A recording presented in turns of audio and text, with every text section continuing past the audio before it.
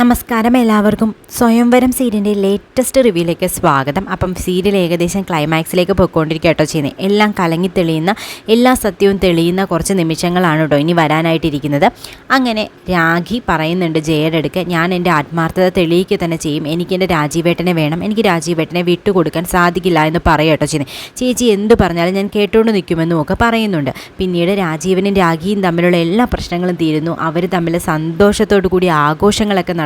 അപ്പോൾ രാഖിയുടെ മനസ്സിലൊരു മരണഭയം കടന്നു കൂടിയിട്ടുണ്ട്. രാഖിയുടെ അസുഖം കാരണം എൻ്റെ ജീവിതം തന്നെ നഷ്ടപ്പെടും, എനിക്കിനി ഈ നല്ല നിമിഷങ്ങൾ ഒരിക്കലും തിരിച്ചു കിട്ടില്ല, അതുകൊണ്ട് തന്നെ ഞാൻ രാജീവേട്ടനെ ഇനി സ്നേഹിച്ച് തന്നെ ഇനിയുള്ള കാലം ജീവിക്കുമെന്ന് ഉറപ്പിച്ചുകൊണ്ട് രാജീവനോട് ഇങ്ങനെ ചേർന്ന് നിൽക്കുക കേട്ടോ ചെയ്യുന്നത്. പഴയ പോലെ തന്നെ അവർ ആഘോഷങ്ങളിൽ പങ്കെടുക്കുന്നു.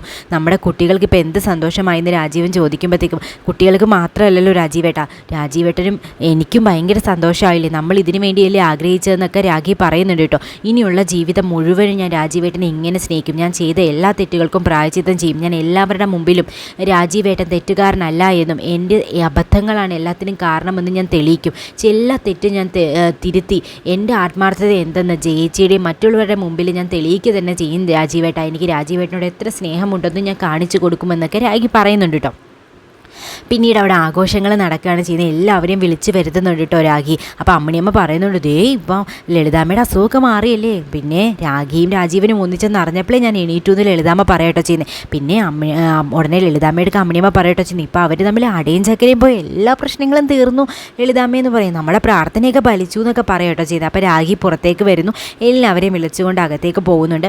അപ്പോൾ രാഖി പറയുന്നുണ്ട്, എൻ്റെ എല്ലാ വിഷമങ്ങളും തീർന്നു, ഞാനും രാജീവേട്ടനും ഒന്നിച്ചു, ഇനി ഒരു ഏറ്റുപറച്ചിലോ കണക്ക് തീർക്കലോ ഒന്നുമില്ല എന്ന് പറയുന്നു. ഞാനൊരു അതിഥിയെ വിളിച്ചിട്ടുണ്ടെന്ന് പറയുന്നു. അത് വേറെ ആരുമല്ല കേട്ടോ, ശാരികയാണ്. ശാരികയെ രാഖി തന്നെ പോയി കൂട്ടിക്കൊണ്ട് വരിക കേട്ടോ ചെയ്യുന്നത്. അങ്ങനെ എല്ലാവരുടെ മുമ്പിലേക്കും ശാരികയെ കൊണ്ടുവരികയും ചെയ്യുന്നുണ്ട്. വീണ്ടും രാജീവൻ ഞെട്ടുക കേട്ടോ ചെയ്യുന്നത്. രാഖി ഇനി വീണ്ടും എന്തെങ്കിലും കുഴപ്പമുണ്ടാക്കാനാണോ, ഇതിനു മുമ്പും ശാരികയെ വിളിച്ചു വരുത്തി അപമാനിച്ചിട്ടുണ്ടല്ലോ, ഇനി പുതിയ പ്രശ്നത്തിൻ്റെ തുടക്കമായിട്ടാണോ എന്നൊക്കെ രാജീവൻ ഇങ്ങനെ ചിന്തിക്കുന്നുണ്ട് കേട്ടോ. അപ്പോൾ രാഖി പറയുന്നുണ്ട്, ഞാൻ ഒരു പ്രാവശ്യം നിന്നെ വിളിച്ചു വരുത്തി അപമാനിച്ചു, പക്ഷേ ഇത് ഞാൻ നിന്നെ മനസ്സോടെ വിളിച്ചതാണ് ശാരി, നീ ഇനി എൻ്റെ കൂടെ വേണം, എല്ലാം എൻ്റെ തെറ്റിദ്ധാരണയാണെന്ന് എനിക്ക് മനസ്സിലായി എന്നും നീയും രാജീവേട്ടനും തമ്മിൽ ഒരു ബന്ധവുമില്ല എന്ന് എനിക്ക് ബോധ്യപ്പെട്ടു എന്നും അത് ആരാണ് ചതിച്ചതെന്നൊക്കെ ഞാൻ ഇന്ന് തെളിയിക്കുമെന്നും ഒക്കെ രാഖി പറയുന്നുണ്ട് കേട്ടോ. അങ്ങനെ ശാരിക അകത്തേക്ക് കൂട്ടിക്കൊണ്ട് പോകുന്നു.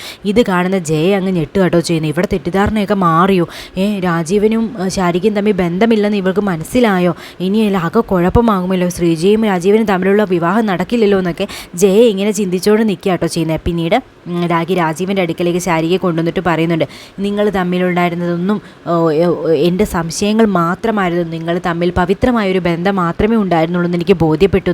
ശാരിക നീ എന്നോട് ക്ഷമിക്കണമെന്നും, ഞാൻ നിന്നോട് നേരത്തെ ക്ഷമ ചോദിച്ചെങ്കിലും എനിക്ക് രാജീവേട്ടൻ്റെ മുമ്പിൽ വെച്ച് അത് ബോധ്യപ്പെടുത്തിക്കൊണ്ട് ചോദിക്കണമെന്നുണ്ടായിരുന്നു, അതും കൂടെ ഞാൻ ഇവിടെ നടത്തുക എന്നും പറഞ്ഞുകൊണ്ട് ശാരികയുടെ മാപ്പ് ചോദിക്കുക കേട്ടോ ചെയ്യുന്ന രാഖി. ഇനി ഞാൻ ഒരിക്കലും നിങ്ങളെ സംശയിക്കത്തില്ല എന്നും പറയുന്നുണ്ട്. എന്നാലും രാഖി എന്താ നിനക്കിങ്ങനെ പെട്ടെന്നൊരു മാറ്റത്തിൻ്റെ കാരണമെന്ന് ശാരി ചോദിക്കുമ്പോൾ എല്ലാത്തിനുമുള്ള ഉത്തരം ഞാൻ നിനക്കിന്ന് തരാമെന്നും, പക്ഷേ ഒരിക്കലും ഞാൻ നിന്നെ അപമാനിക്കാൻ വേണ്ടി വിളിച്ചതല്ലാന്നും, അന്ന് ഞാൻ ചെയ്തു പോയതെല്ലാം വലിയ തെറ്റാണെന്ന് എനിക്ക് ബോധ്യപ്പെട്ടു എന്നും പറയുന്നു. പിന്നീട് ശാരികയുടെ മാപ്പ് പറയുമ്പോൾ, നീ അങ്ങനെയൊന്നും പറയത്, നീ എൻ്റെ പ്രിയപ്പെട്ട കൂട്ടുകാരി തന്നെയാണെന്നും പറഞ്ഞ് ശാരിക രാഖിയെ ചേർത്ത് പിടിക്കുക കേട്ടോ ചെയ്യുന്നത്. രാജേന്ദ്രൻ കലി തുള്ളി അങ്ങോട്ടേക്കും അപ്പത്തേക്കും വരിക കേട്ടോ ചെയ്യുന്നത്. നീ വീണ്ടും വന്നു, എടി നിൻ്റെ ഭർത്താവിൻ്റെ കുഞ്ഞാടി ഇവിടെ വയറ്റി വളരുന്നത്, എന്നിട്ട് നീ വീണ്ടും ഇവളെ വിളിച്ച് വരുത്തി സൽക്കരിക്കുകയാണോ എന്ന് ചോദിക്കുന്നു. അപ്പോഴത്തേക്കും രാഖി അങ്ങ് പൊട്ടിത്തെറിക്കുക കേട്ടോ ചെയ്യുന്നത് രാജേന്ദ്രൻ്റെ അടുക്ക. എന്നിട്ട് പറയുന്നുണ്ട്, ആര് പറഞ്ഞു എൻ്റെ ഭർത്താവിൻ്റെ കുഞ്ഞാണെന്ന്, കൊച്ചേട്ടൻ്റെ അടവൊന്നും എൻ്റെ അടുക്ക വേണ്ട കൊച്ചേട്ടാ, കൊച്ചേട്ടനാണ് ശാരികയുടെ വയറ്റിൽ വളരുന്ന കുഞ്ഞിൻ്റെ അച്ഛനെന്ന് എനിക്ക് നല്ലതുപോലെ മനസ്സിലായിരുന്നു, എന്നിട്ട് ഈ പാവത്തെ ക്രൂശിക്കാവുന്നിടത്തോളം ക്രൂശിക്കുകയും എൻ്റെ പേരും പറഞ്ഞ് ഇതിനെ അകറ്റി നിർത്തുമല്ലേ ഇത്രയും നാളും ചെയ്തതെന്ന് പറഞ്ഞു. എടി നീ എന്താ പറഞ്ഞതെന്ന് ചോദിച്ചുകൊണ്ട് കൈ ഓങ്ങുമ്പോഴത്തേക്കും രാജീവൻ കയറി പിടിക്കുന്നുണ്ട് കേട്ടോ. എൻ്റെ ഭാര്യയുടെയോ അവളുടെ കൂട്ടുകാരിയുടെ ദേഹത്ത് തൊടാൻ നിങ്ങൾക്ക് അവകാശമില്ല എന്നും, ഇത്രയും നാളും നിങ്ങളുടെ വിളയാട്ടമല്ലേ നടന്നതെന്നും, ഇപ്പോൾ ദാ സത്യങ്ങൾ രാഖി തുറന്നടിക്കുമ്പോൾ നിങ്ങൾക്ക് സഹിക്കുന്നില്ലേന്ന് ചോദിക്കുക കേട്ടോ ചെയ്യുന്നത്.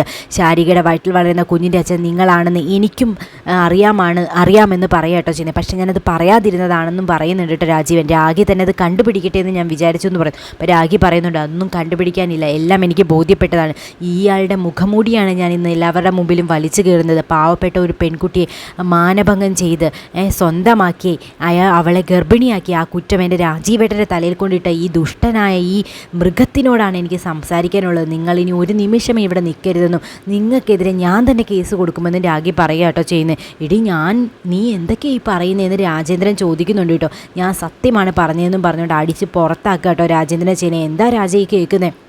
ആരതി നിന്നെപ്പറ്റി എന്നോടും ചിലതൊക്കെ പറഞ്ഞിരുന്നു എന്ന് ലളിതാമ്മയും പറയുന്നു. ഇനി നിനക്കിവിടെ സ്ഥാനമില്ല എന്നും പറഞ്ഞുകൊണ്ട് അടിച്ചിറക്കി വിടുന്നുണ്ട് കേട്ടോ രാജേന്ദ്രനെ. പിന്നീട് രാഖിയും ശാരികയും എല്ലാവരും ഒന്നിച്ചിരുന്ന് ഭക്ഷണം കഴിക്കുന്നു. രാഖിക്ക് ശാരിയും ശാരിക്ക് രാഖിയും വാരി കൊടുക്കുകയും മറ്റും ചെയ്യുക കേട്ടോ ചെയ്യുന്നത്. അങ്ങനെ രാഖി ശാരികയെ നോക്കി തന്നെ ഇരിക്കുന്നു. ഇത് കണ്ട രാജീവനും വളരെ സന്തോഷമാവുക കേട്ടോ ചെയ്യുന്നത്. അങ്ങനെ കൂട്ടുകാരികൾ ഒന്നിക്കുന്നു, എല്ലാം ശുഭമായി അവസാനിക്കുന്നു. അങ്ങനെ സീരിയൽ ക്ലൈമാക്സിലേക്ക് എത്തുക കേട്ടോ.